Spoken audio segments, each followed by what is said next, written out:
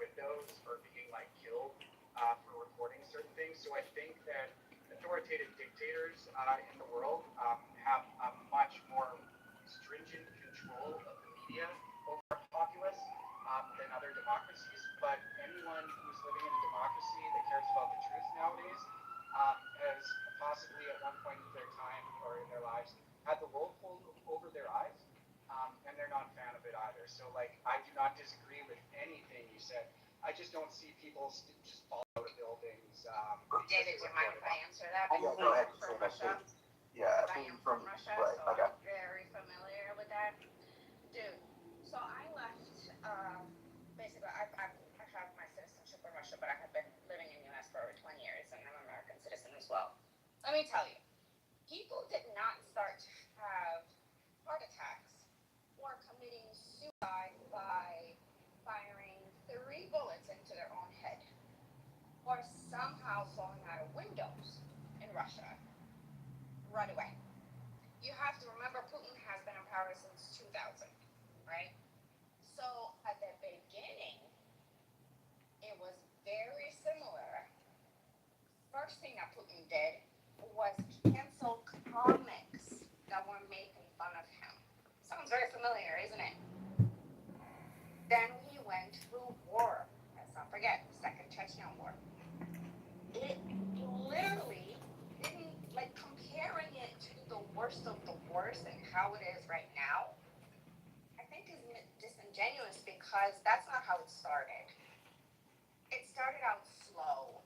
It started out by rigging the elections, quote unquote, the legal way, right? Putin literally had Medvedev go, and he was, quote unquote, the president, but then Putin legally went and changed, quote unquote, the Constitution.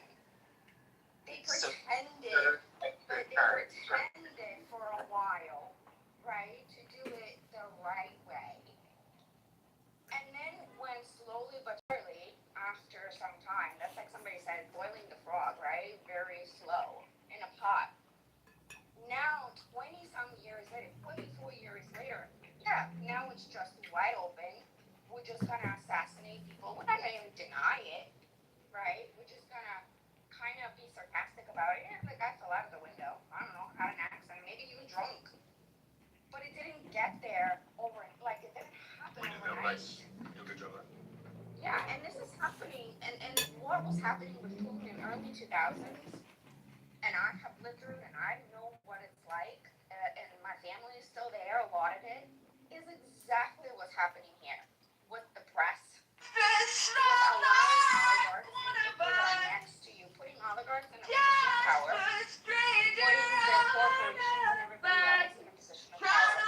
Buying out all the media, so yes, it doesn't belong to the Kremlin, but it does belong to Back up to heaven. Now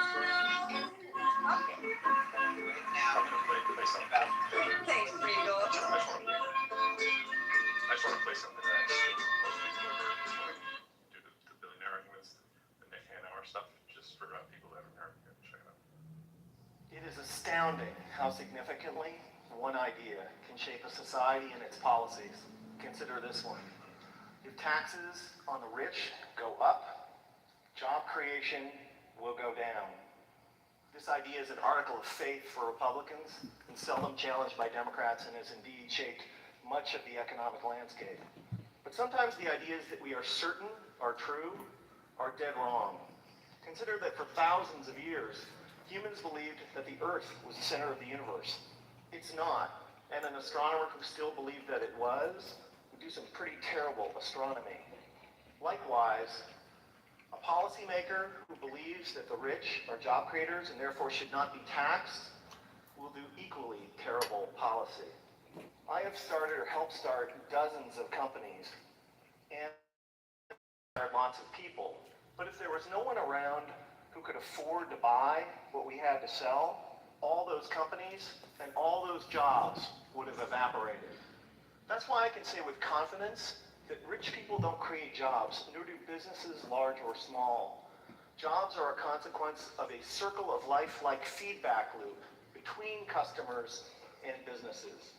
Only consumers can set in motion this virtuous cycle of increasing demand and hiring.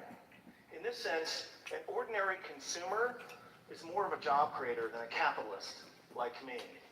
That's why when business people take credit for creating jobs, it's a little bit like squirrels taking credit for creating evolution. It's actually the other way around. Anyone who's ever run a business knows that hiring more people is a course of last resort for capitalists. It's what we do if and only if rising consumer demand requires it. And in this sense, calling ourselves job creators isn't just inaccurate, it's disingenuous. That's why our existing policies are so upside down. When the biggest tax exemptions and the lowest tax rates benefit the richest, all in the name of job creation, all that happens is that the rich get richer. Since 1980, the share of income for the top 1% of Americans has more than tripled, while our effective tax rates have gone down by 50%. If it was true that lower taxes for the rich and more wealth for the wealthy led to job creation, today we would be drowning in jobs.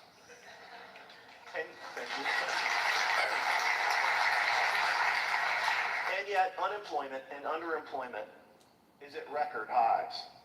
Another reason that this idea is so wrong-headed is that there can never be enough super rich people to power a great economy. Somebody like me makes hundreds or thousands of times as much as the median American, but I don't buy hundreds or thousands of times as much stuff. My family owns 3 cars, not 3,000. I buy a few pairs of pants and shirts a year like most American men.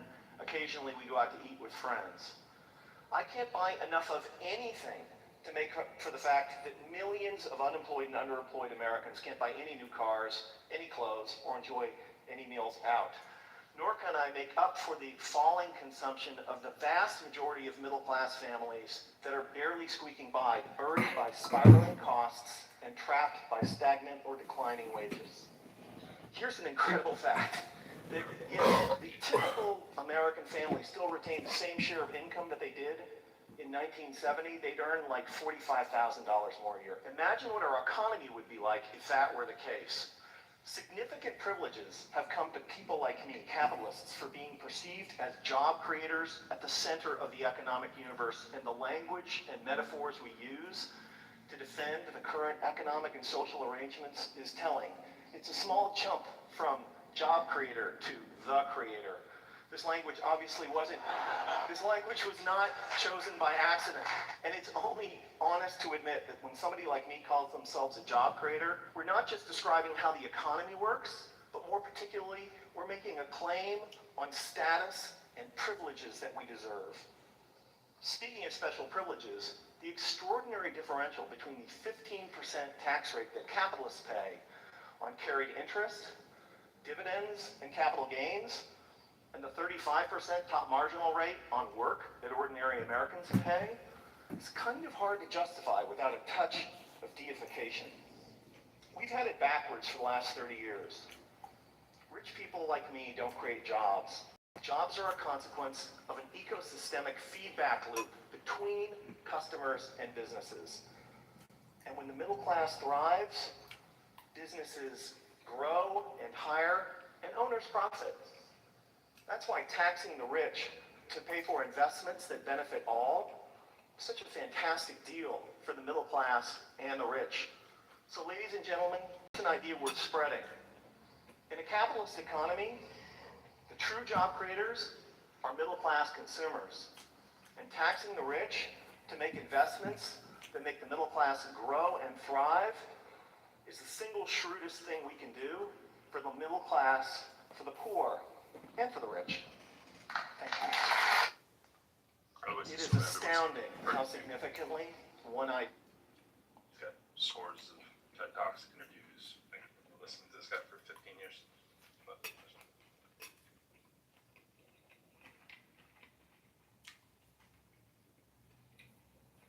What's interesting to me is, and I just realized this for some reason talking about that, we had this story about how like minimum wage and how much people should make and how competitive the job market needs to be, because without an incentive for people to work really hard, they'd be lazy and awful. And And somehow when it comes to billionaires, we have this argument that we can't tax them. We have to pay them a lot. They have to exist because if they don't have billions, they would never function regularly. These are critical. So for the training, poor, we need to keep them down on what they have so they have some incentive to work. So And for the rich, we have to give them more because if they didn't have more, they have no incentive to work. If you have 30 And so soldiers we've created, this is the oligarchy, right? This is the whole idea. We've created this bizarre world where if you're rich enough, we have to give you more. Otherwise, you won't do anything. And if you're poor, we have to keep kind of like prodding you because you're lazy and not virtuous. You know, I just think it's a very backwards mentality. I mean, how will our economy do well? Like that point, like, what is most innovation in the U.S.? Is most innovation in the U.S. like new medical tech or something else? You know, if you look at the number one innovation of our drug markets, it's called reformulations to extend patent life. Overwhelmingly, 95% of investment is reformulations, particularly of specialized painkillers and long-term chronic inflammation stoppers, because they're used so broadly. And it's not making a new drug, it's literally you lose your patent after a certain amount of time, and then you just reformulate and add in a new drug, and you get to extend that patent. So, like, that's where I think it's just so silly. Like, even if you look at a lot of the arguments on what happens, it's demonstrative of the industry.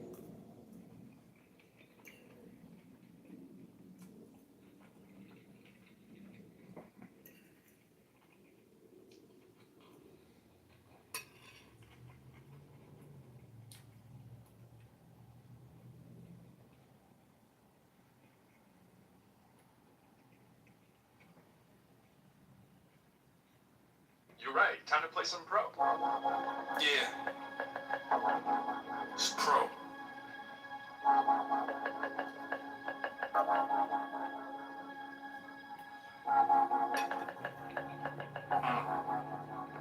You can smell that, J. Joe. Listen. From the jump out the trunk on some Master P. You and I, you decided what it has to be. You and me, room for two, share the master suite. I'm on the corner office, can't working on my piece. Truthfully, you was someone I was glad to see. Super fly, miss you was like a jubilee. Assumed you be stupid busy on the movie scene. Someone looking super bad, super fly usually. This man at work on the chorus like who can it be? Business as usual, the studio be PMD. P to P, out of this.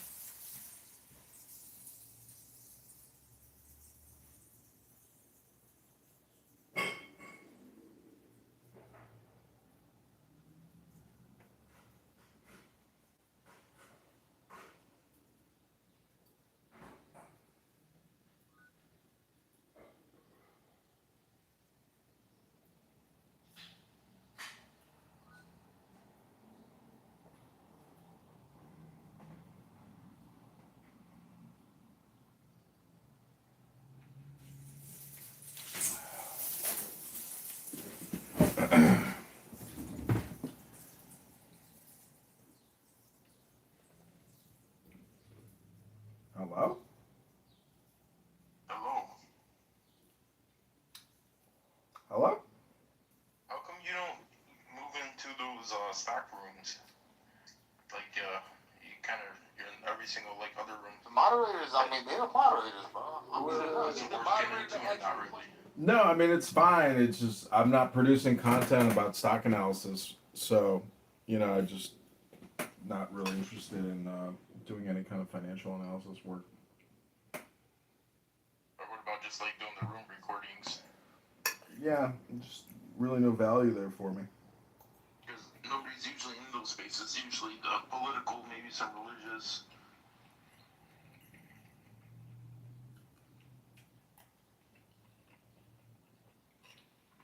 Because I think besides you, a couple people might have tried to get into this, segment. Yo, busy texting to somebody and then somebody gonna represent you. What up, Sean? Man, nigga, get your shit done, man. Y'all ain't trying to hear this. Okay, hold on. The 2020 Doha Agreement, the withdrawal was directly triggered by the peace deal signed by Trump and the Taliban. That was 2020, man. Right, but it wasn't And then executed. Hold on, bro. Who did he invite to the White House last year? The Taliban. What's Taliban? No, the Taliban, man. I said the Taliban, fool. Oh, you need to say it loud. What the hell you thought I said? The wrong answer. I don't know, man. Respectfully, You know, it's black just people. context, Black so, people, like, guys, look. We can say it like, look. That person, but Black it's people all in funny. our Say, I'm face, glad man. none of y'all niggas ain't running nothing in the federal White House. It's not a secret at all. Like, Yo, busy, but the thing that you fail to comprehend is that Trump started it, and then when it got to Biden, Biden fumbled the fucking play. He didn't know how to handle that play. All right, I could write up a play, and you could fuck it up from the court. Yeah, Biden. That's what happened with Biden, and Trump would have never left hundreds of millions, even billions of dollars worth of technology to the fucking. Come on, bro, like that's retarded. That's the. My whole point was that it was executed poorly. That's not how the U.S. moves. You see how the Department of War moves now? That's how they move. All right, are they perfect? Nobody perfect, but guess what? They kicking ass more than any of the later administrations that we've had in the past. So that's how it is, bro. That's a better representation of how to handle.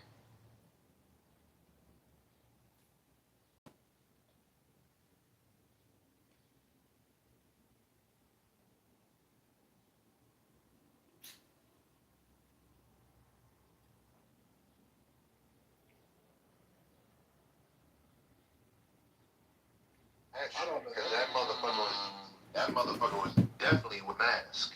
And he, like I said before, he was definitely different. Look at his phenotypes. The phenotypes completely different. We're definitely dealing with two Joe Bidens in his term. And then we can't forget about Mike Johnson and the Speaker of the House. That's why I 100% agree with it, because this is his experience. This is his experience.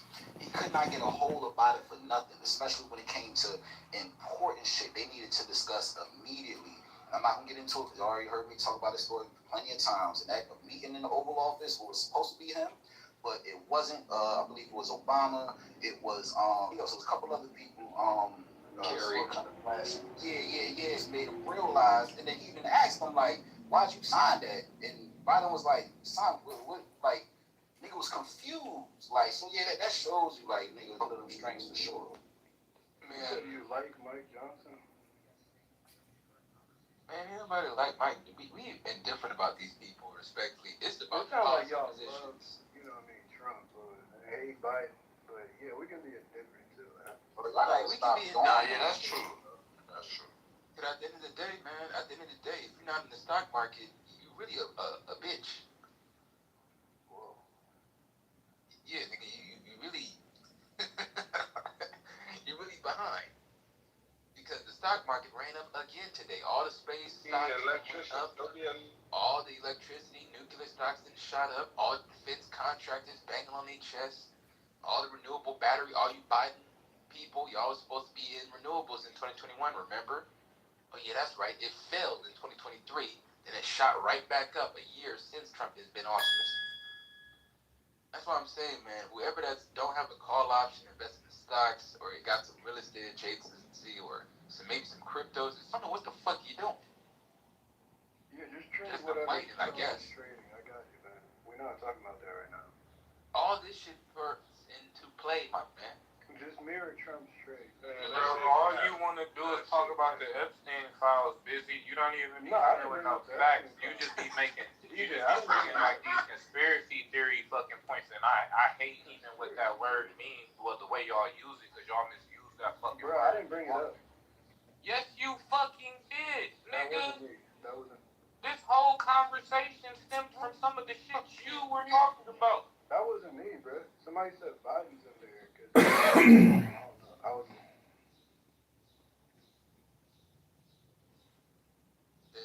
expands. We gonna get to the Epstein files eventually, but that's like, I don't know. But I don't think can we deal with the link up top? Hey, any of y'all look at the link up top? Like, I don't know if they're gonna do anything about Bro, it. you just saying you don't know. It's okay, so you can mute up. But anybody look at the link up top, we can deal with that shit right now. Hold on, let me click on this shit. Yeah, we can. I'm play it real. Right now it's running right now. Many of the people who voted for my husband can't look some people in the face and tell them you have no right to be angry or to do something that maybe is against your own interest. That's human nature. Many of the people who voted for my husband twice,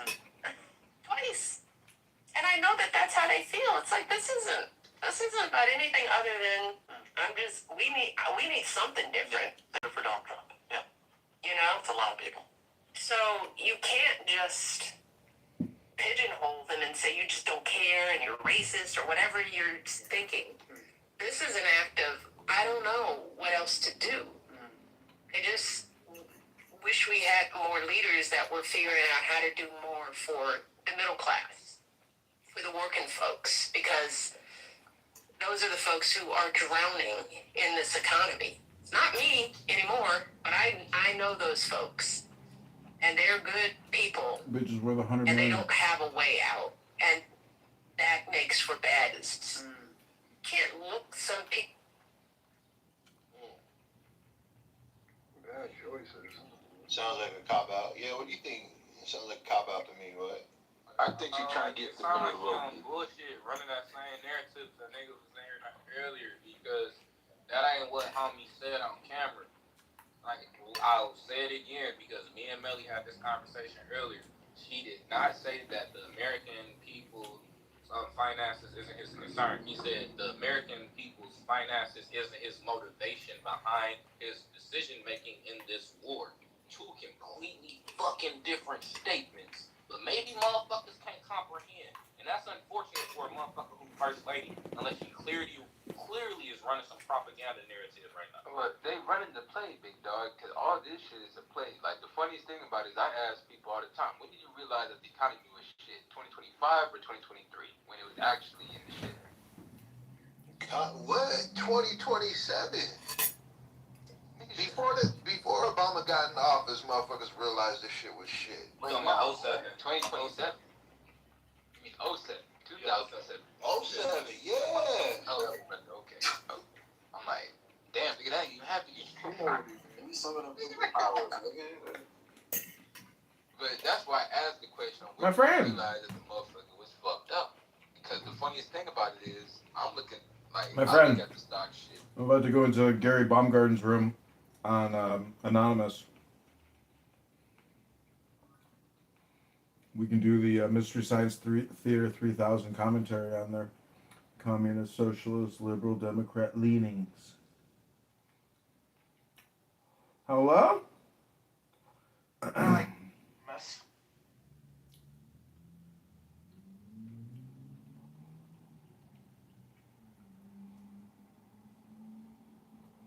I just recreated this critical thinking forum, cloned it. Starts now. Gary Baumgarten should be coming online any moment now. We were listening to the waiting room. Did Trump keep his promises? MAGA deceived? Johnson plant being built up in Wilson, North Carolina, sir. Wow, that's crazy, man. $2 billion. That's what I'm saying, bro. $2 billion. But all North Carolina. And the funniest thing about it is, it's not a .com bubble because .com bubble didn't have plans being built up or infrastructure behind it. It was just really companies that just randomly came up, software companies that had overnighters. I don't see a bubble when you got literally infrastructure play of utilities, substations, grid, EPC firms, liquefied natural gas, especially in Louisiana and Texas. Some venture capitalist private equity motherfuckers. You got Texas oil niggas making $1,200 a day. That's a fact, Sean. Like, bruh, the market and the economy is so confusing, especially with this, proclaimed bubble. Even though, a lot of economists would like to argue that there is still a bubble, it still needs to pop. but it's very interesting to see how many moving parts, like, not only still doing what they gotta do, but exponential, bro. There's like so much growth going on.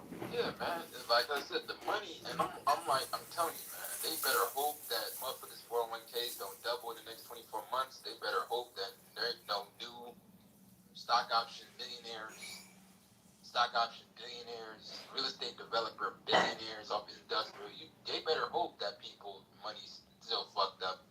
Because once they have interest rate cuts, then tokenization with the Clarity Act, come on. Hey, y'all better start collecting the pennies, man. Y'all know that the U.S. stopped production of the pennies. I seen it in the gas station earlier today. I'm telling you, man, the copper, anybody that's So that means once they out of circulation, it's over with. If you ain't got some in the cut, you know what I'm saying? Yes, sir. Yes, sir. I'm telling you, copper wire, photonics is going to replace copper wire. Photonics is going to, please look up photonic stocks. That's the biggest niche right there that nobody's not talking about, that I noticed all these smart, super duper liberals that's supposed to be in tech. You know, I'm a tech brother. I do cybersecurity. They ain't mentioned nothing about that. They're not mentioning about middleware technology or AI agents or agentic agents or robotics. A lot of people think that the government and these corporations are going to use this technology to take over and implement some massive surveillance state. So you can't be mad at some people for not being so enthused. Nigga, we already in a surveillance state. I know you about to say that we already in it, but we know it could improve and it could look a lot different than it does now. Let's not act like we right now, we at the end all be all, like this is the final stage. We know it can get way more serious than this, i.e. China. We know that. It can get a lot more serious. So you can't be mad that some people aren't excited about these corporations taking over and trying to implement artificial intelligence and everything else we just mentioned into our everyday lives. Some people are not excited about that. Some people don't want that. Some people don't mind a little AI here and there, but some people are not looking forward to a complete takeover where artificial intelligence and robotics and all this shit is just running everything. And you say, and it ain't end of all be all. It's a wrap. It's a wrap, nigga. I'm talking about where we are right now. If it was a wrap, then you wouldn't be talking about nothing that's gonna happen. It'll be already done. But it's more to everybody whose hand is up, time permitting. Generally speaking. Oh, we got the fucking Anon in the room. Motherfucking Anon. Moved to the audience. This is not punitive in nature, but just an attempt to make it possible for me to maintain. So funny, Gary is so cheap he doesn't have premium Clubhouse. One person's talking at any given time. I don't know about you, but I, as your moderator, get lost. In fact, I get a headache, and I'm not here, even though I have a bottle of Tylenol in front of me for such occasions. I don't want to delve into it. So, that's why we ask people to speak one at a time, treat each other with decorum and respect, even when we vehemently disagree, and for that I thank you in advance. Then finally, if I or a moderator ask you a question while you're on the stage, it's not because we're trying to roll up the sleeves and start a fight. It's because we have a question. So please take it as intended. So welcome to the Critical Thinking Forum. We are a little over 60 seconds away from formally starting precisely at the top of the hour. With that, I'd like to also welcome Steve, Monsef the Maestro, Pirate Barry to the room, Liebel, Liz, and Brian, Denise, Mike, the ever-present Anan, Morteza, and Barbara. Welcome to the room. Hey, Gary, it's me, Anon. They're moving in on us, ladies and gentlemen. Moving in on us. Kerr, welcome to the room.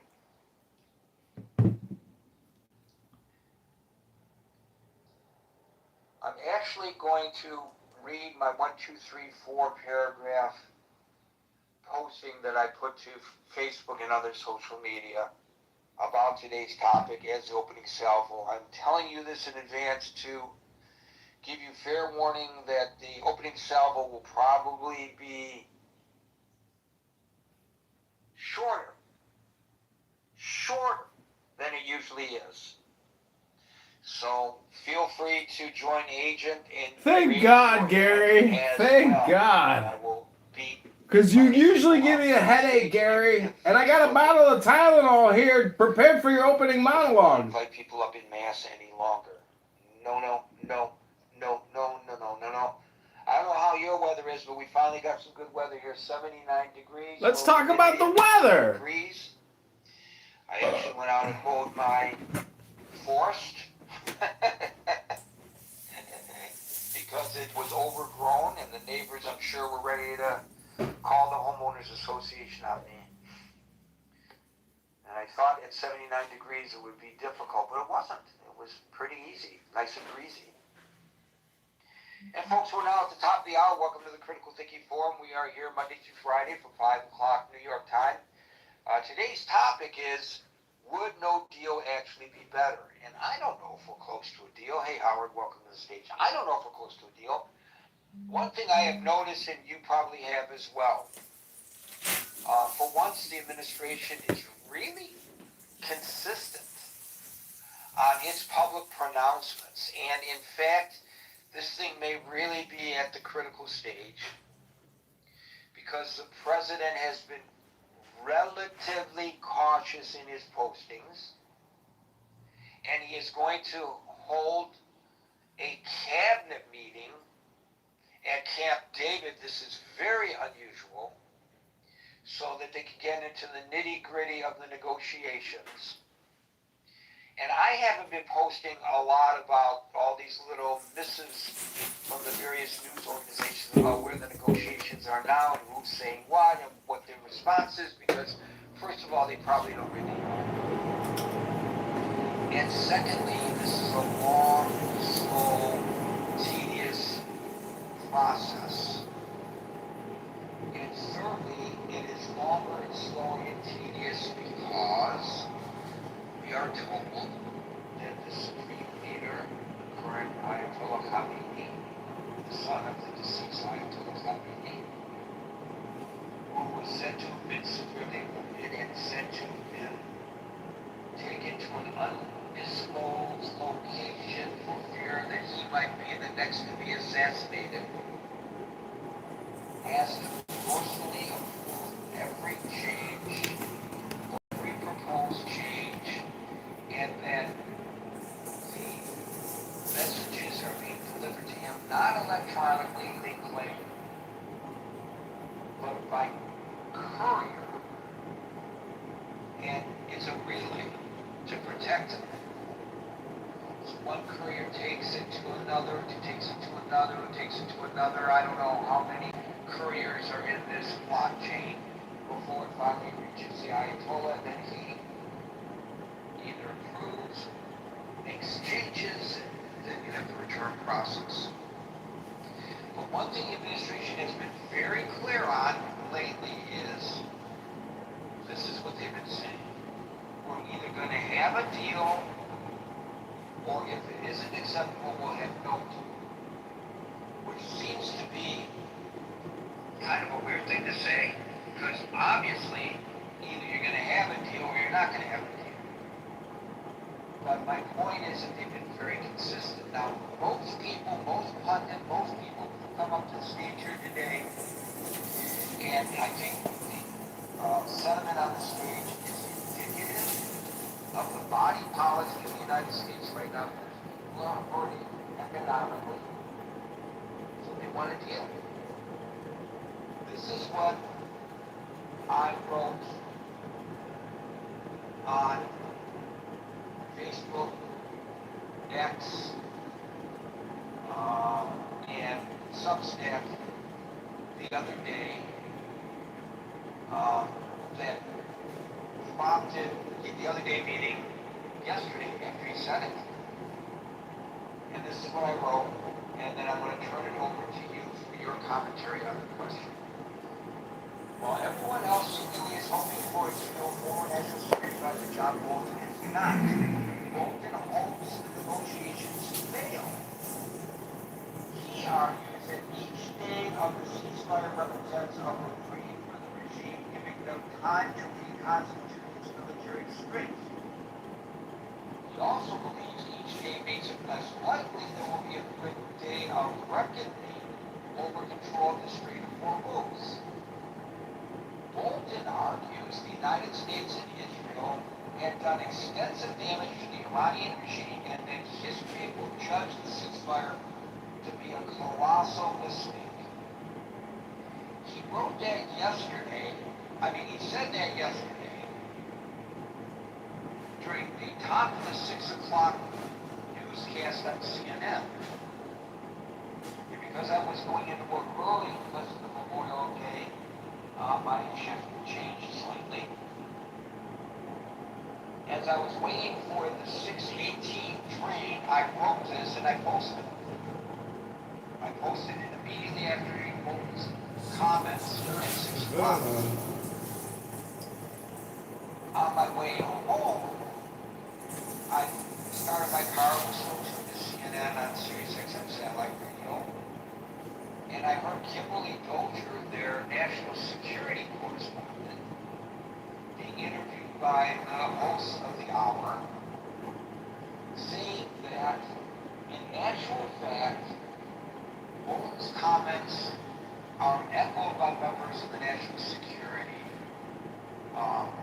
community that she knows and has been interviewed. That in fact his assessment is accurate. Now I'm not arguing in support or opposition to what Bolton is saying. I'm just saying those are the facts. This is what Bolton said yesterday, and then this is what Kimberly Dozier said about, she reported on what the national security folks are telling her, that he's absolutely right about this.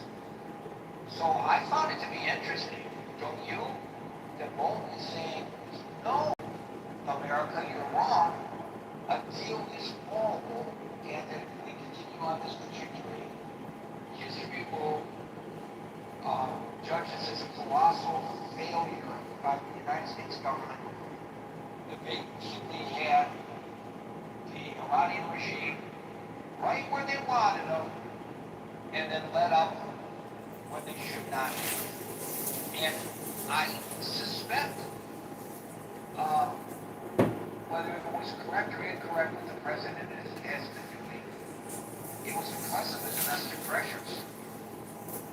Because we're very easily pressured in a first world environment over inconveniences and the effects of those inconveniences on our daily budgets.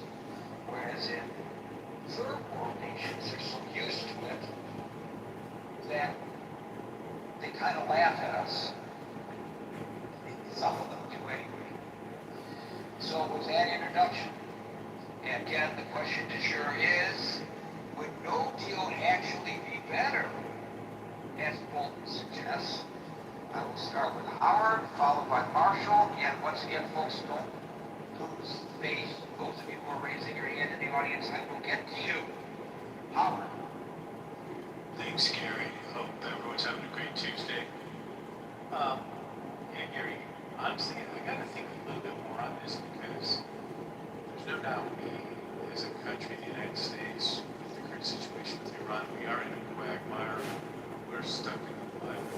And I'm not sure that there's really a great solution either way. Apparently, it appears that there's not.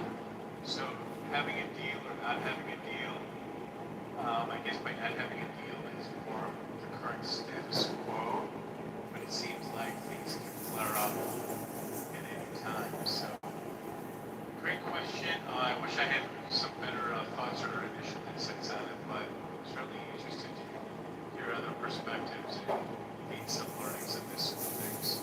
Well, if you look at my Facebook post, you will see that Bob Day, who I've referred to several times on the stage here, the former congressman from Ohio, Republican, commented. And Bob was really, and Bob, by the way, is an expert on Iran. He speaks Farsi. He's been there, he's traveled there many times. He's known the various leaders of Iran when he was in Congress. So, in fact, interestingly, I think I've mentioned that when I travel Detroit, I go through Ohio, I'll oftentimes be bombed for a meal, and invariably we end up at an Iranian restaurant in New Orleans where it's both farce, and they're like blown away that this, white Americans farce celebrity really understands the situation. And he does not like Bolton, did not like Bolton when he was in Congress, and his comments, and we all know that Bolton is a nuke. That is true. And his comments were, Howard, John Bolton has never found a more than like. And that actually may be true. I mean, I sure get that impression of John Bolton.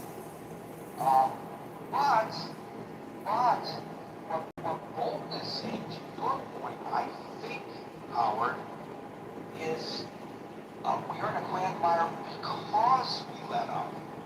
And what I think Bolton is arguing, I don't want to put words in his mouth, but this is my takeaway from hearing in the interview yesterday. What he's basically arguing is that we kept the pressure up, and when I say we, he means the United States and Israel, we wouldn't be in a quagmire because they were in a horrible, horrible state. And now, as always, when there is a ceasefire involving Iran or one of its terrorist proxies, that gives them an opportunity to reconstitute. And, to quote Yogi Berra, it's deja vu all over again. So I don't know as well which is the better tack to take, but just given my assessment of what Bolton was saying at face value, if you don't mind, is there some validity in your mind, Howard, to that argument? Yeah, there's validity to it for sure, Gary. As you've said many times, I mean, there's only so much we, the public, know the information that we have. We honestly don't really know what's going on behind the scenes, or what are the true sticking points in negotiation, or what is being agreed to, or what other parties perhaps are also involved in ensuring that there gets to an agreement. It may not make sense to have an agreement at this moment in time. And, time will tell, but yeah, what you just outlined does make sense. By the way, as an aside, and I do not want to make this a topic of discussion, but I just want to bring it to everybody's attention in terms of what we know and what we don't know. The government is now floating the idea of making a government-employed side of NPA non-disclosure, so that people doing the people's work would be prohibited by law from talking to anybody about the work that we are doing. I'm not kidding. Remember NBC used to have the promo, the more you know? Well, I guess with this administration, it's the less you know. Now, I'm not saying that applies. My concern about that to negotiations. Obviously, these kind of negotiations necessarily should be conducted behind closed doors. And obviously, decisions about deployment of military 100% ought not be disclosed. Unless it's to their advantage to do so, but that's up to them. I don't believe in disclosing anything that puts our forces potentially in harm's way. I think we have a responsibility not to disclose those things, even if we know. But anyway, I just wanted to point that out as an aside, because you're absolutely right. And, this is a recurring theme as we try to suss things out here. We don't really know. That's true. Thank you, Howard. But then, then if we're wrong, in retrospect, we don't get another jail card, Howard. Because that's right. So that maybe there's some damage to it. Thank you, Howard. Marshall followed by Alan.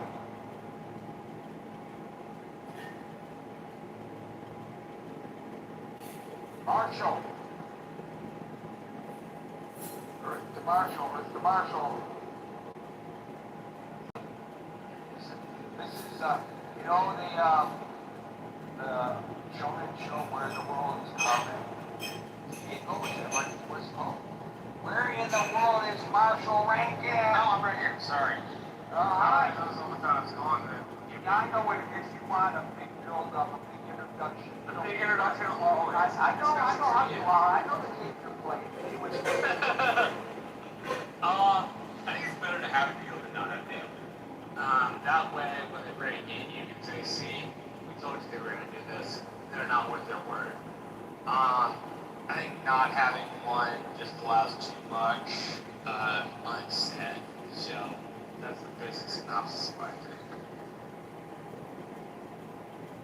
Does it matter to you what that deal is when you say it's better to have a deal than not have a deal about?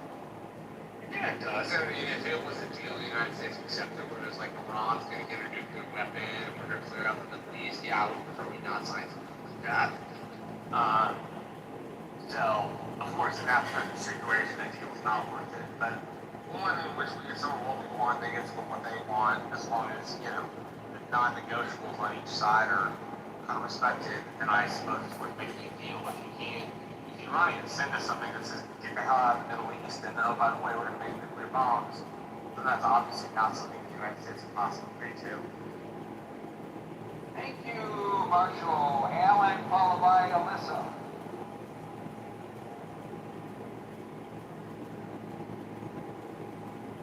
Alan always has an excuse, folks, if you don't know. He's a one-man band operating a retail store. Customers have to come first. I've told him this a million times. Alan, are you there? He will let us know when he's back, because this is his area of expertise. Alyssa?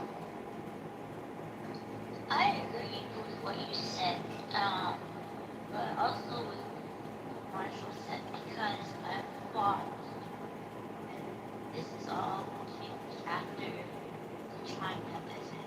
You know how he came back and he was like so happy, and I think he doesn't want to piss off at the Chinese president and leader, because he made deals with it, and China does not want to like take out Iran.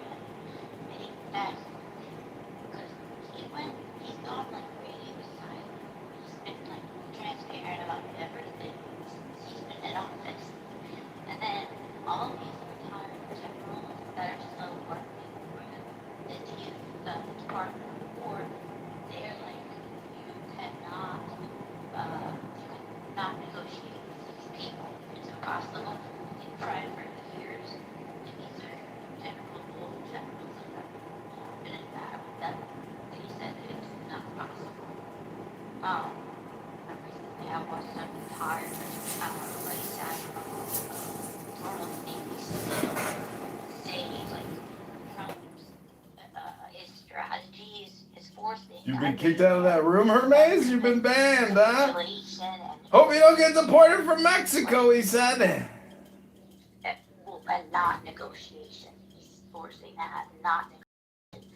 And it's not a strategy. I don't think there's a strategy because he's not being open about it with us. And I think China has something to do with this and his visit there. And I know he does care about people, innocent people, doesn't want to take out anybody that's not radical, and there's a lot there. But he says they can locate anybody, anywhere. So why don't they take out Mr. Disfigured Junior Ayatollah man?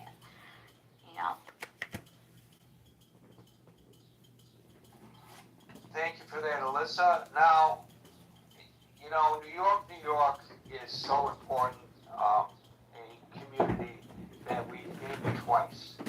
And it's sort of like the former Secretary General of the United Nations, Boutros Ghali, or Sirhan. Today, ladies and gentlemen, we have Alan on the stage, and I have no idea which Alan is going to speak, but I think one of you is a ghost, Alan. No, both of them. I confused you, I confused everybody, and top of it, I confused myself. Hello, everyone. If you remember, Gary, I don't want to sidetrack everything. There was a lady in our previous program. Her name was Liz. She's in your neighbor, I think. Both of you from New Jersey. I know Liz very well. Actually, she popped up when we were doing our little experiment finally, on Facebook. Right. She's on the club deck, and she doesn't have nothing. I tried club deck. I couldn't. I didn't know the name is stated, so automatically both names came here. But anyway, I say no deal better than any deal. The deal was supposed to get rid of these mullahs, the killers machine, these murders. They supposed to get rid of them.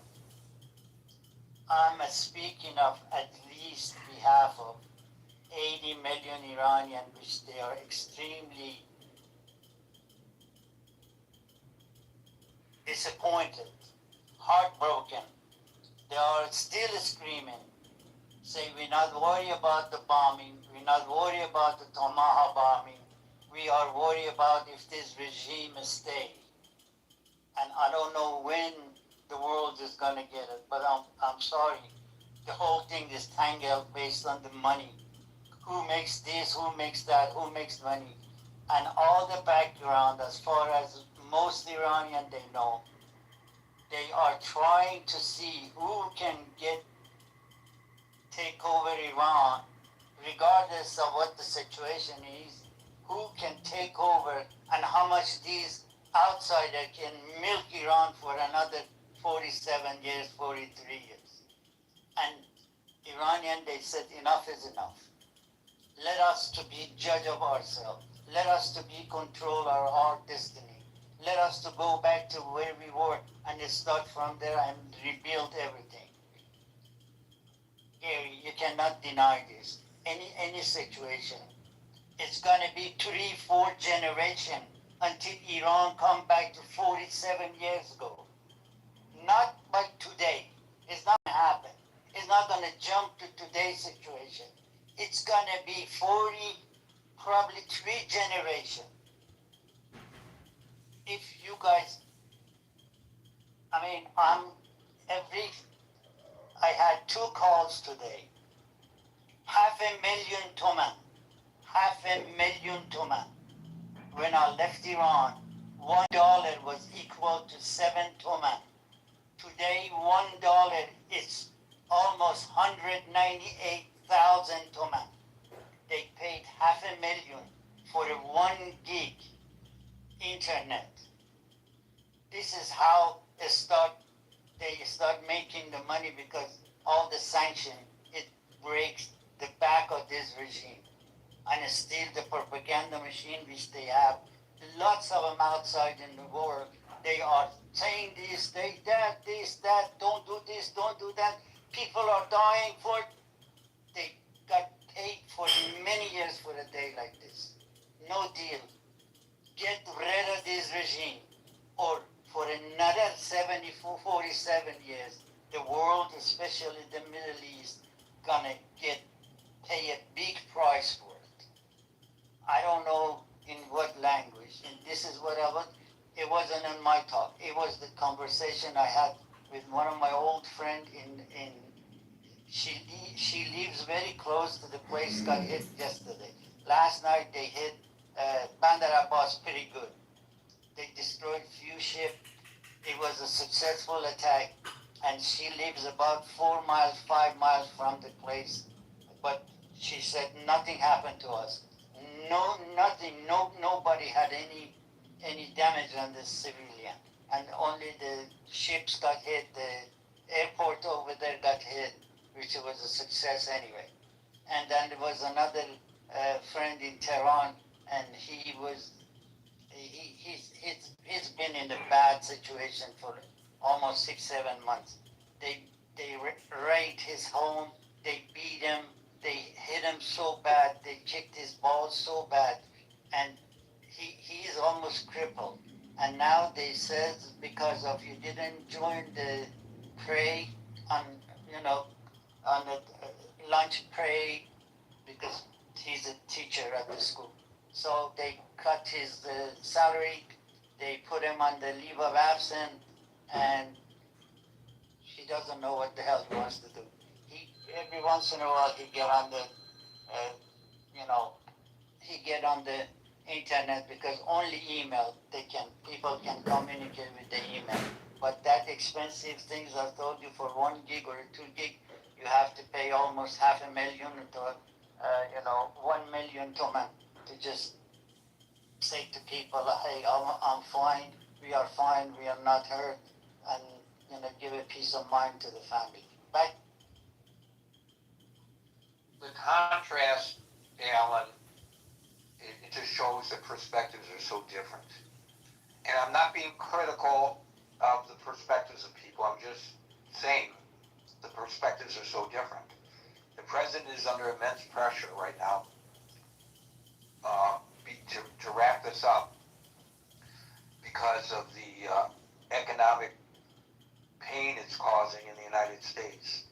And he's getting that from both the Democrats who are beating up on him and the Republicans who are concerned about how it might affect the midterm elections. So he's in this squeeze and he's got all of this pressure on him. And on the other hand, what I just heard you say, Alan, is that people welcome the bombs that puts them in harm's way in Iran just to get rid of this evil regime. So we're crying about $5 a gallon at the pump or whatever we're paying, depending on where you are in the country.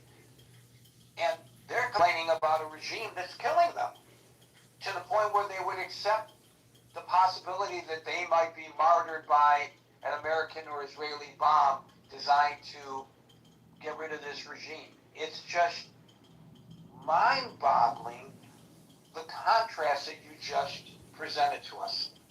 Exactly. And I'm glad you understand to the T.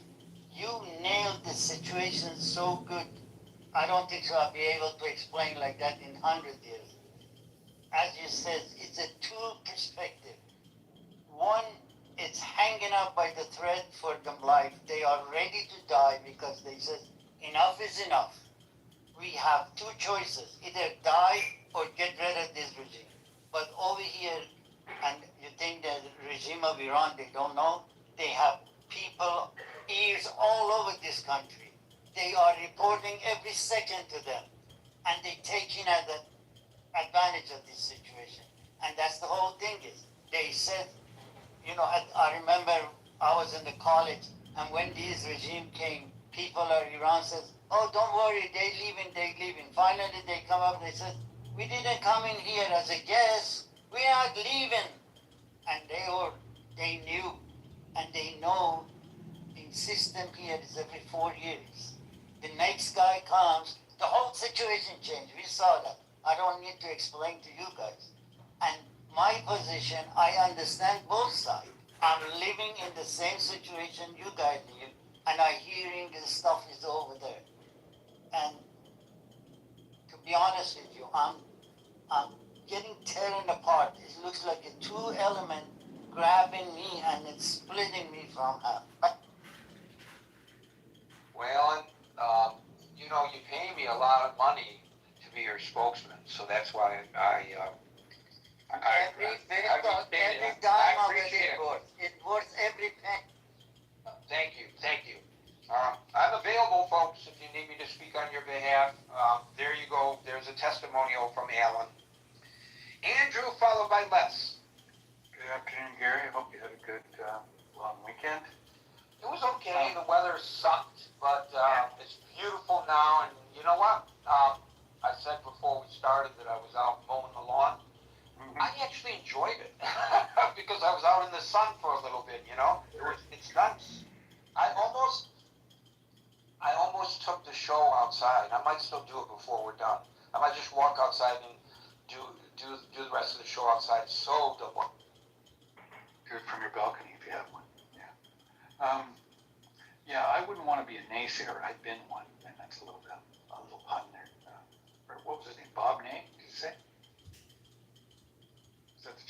speaking of. Well, anyway, I'm sorry, the naysayer on who? Is Bob Ney, is that the guy that you were just? Yeah, Bob Ney, former town. I want to be a naysayer. Oh, I get it. Bada boom, bada bing.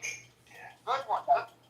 But I would say this, I think one of the cards that Iran has always had is that they understand that the United States population would not support ground troops in Iran.